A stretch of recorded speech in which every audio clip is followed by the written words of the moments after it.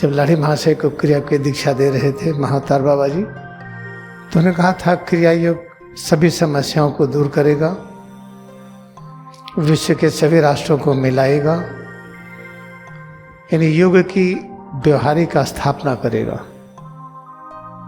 इस पृथ्वी पर जिसे हम पाताल लोक कहते हैं, हम मानो यहाँ पर क्यों आए हैं? सिर्फ एक सिद्धांत के लिए आए हैं, हम कैसे अज्ञानता से मुक्त हों। तो इसमें क्रिया योग मदद करेगा। सामान्य सिद्धांत क्या है कि हम हैं, ये साधन है, साध्य है भगवान। तो ये जो भाषा है पाताल लोक की है। क्रिया की भाषा क्या है कि साध्य, साधन, साधक तीनों एक है। जब तीनों की दूरी नहीं है तो सत्य क्या है कि आप सब अनंत है, सर्वव्यापी हैं।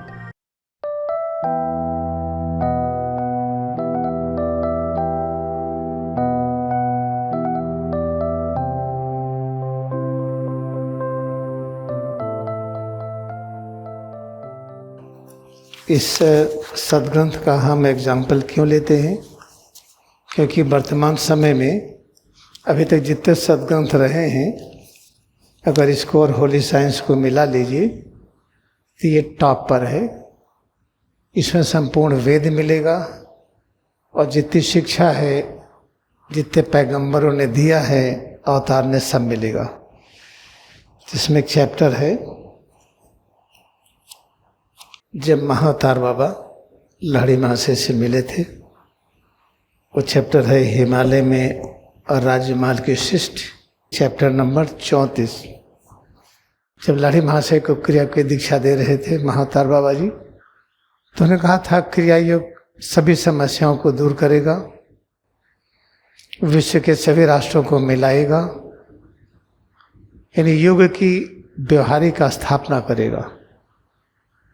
ये कहा था, और जो कहा था वो हो रहा है। कैसे हो रहा है ये सब बाद में आपको समझ में आएगा। अगर आपके पास योगी का अमृत है, होली साइंस है, आहार विज्ञान है, क्रिया के सिद्धांत पर, तो और किसी चीज़ को पढ़ने की आवश्यकता नहीं है। आप क्रिया योग ध्यान करिए और खूब सेवा करिए, तो आपको ज्ञान आएगा। अब क्रिया योग है क्या? सामान्यतः इस पृथ्वी पर जिसे हम पाताल लोक कहते हैं, क्योंकि जहां पर सापेक्षता का सिद्धांत हो,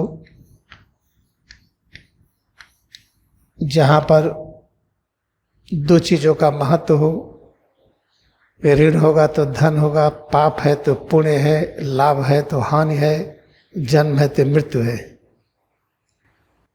ये सिद्धांत जिस क्षेत्र में होता है उस क्षेत्र को पाताल लोक कहते हैं।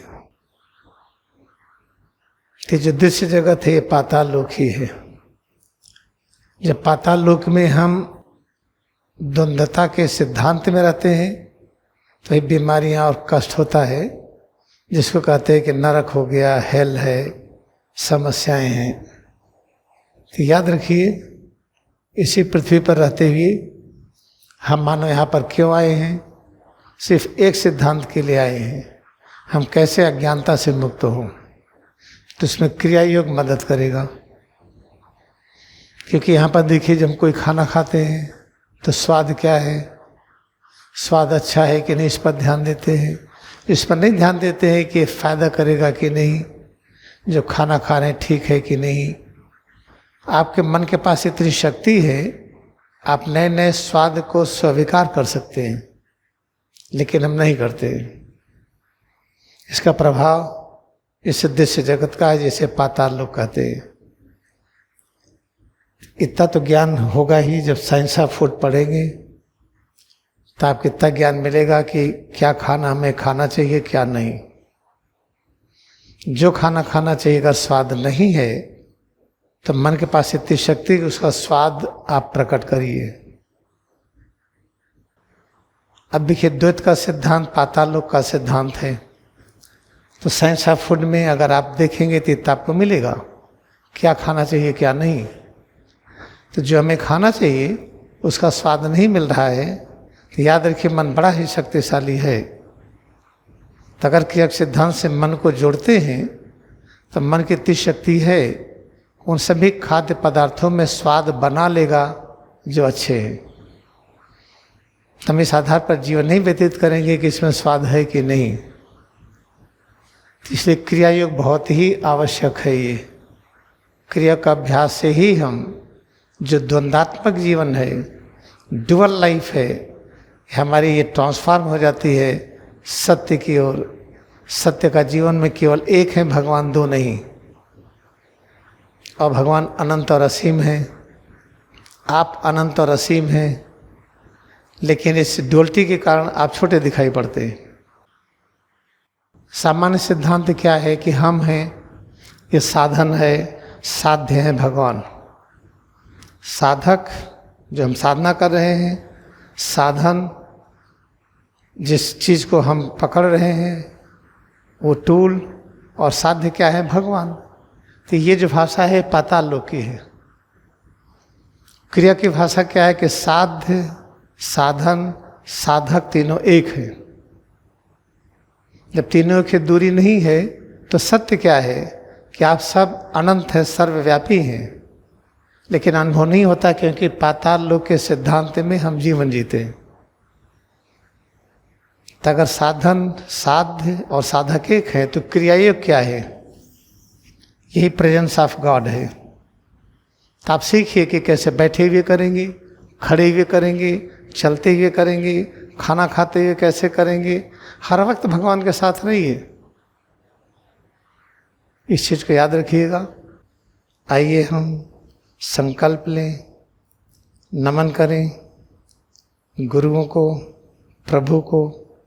यह जन्म हमें मिला है ब्रह्मांड के सभी चीज़ों में एकता प्रकट करने के लिए। सभी राष्ट्र एक नियम में हो जाएं, पूरा ब्रह्मांड की सभी रचनाएं एक नियम में, परब्रह्म भी सब रूपों में है। इसी लक्ष्य को प्राप्त करने के लिए हम लोग पृथ्वी पर हैं। और संकल्प करिए, अगर ये क्रिया योग को पकड़ लिए, भगवान का स्वरूप है, तो ये असंभव नहीं है। Now we have decided to accept Kriya Yoga is presence of God.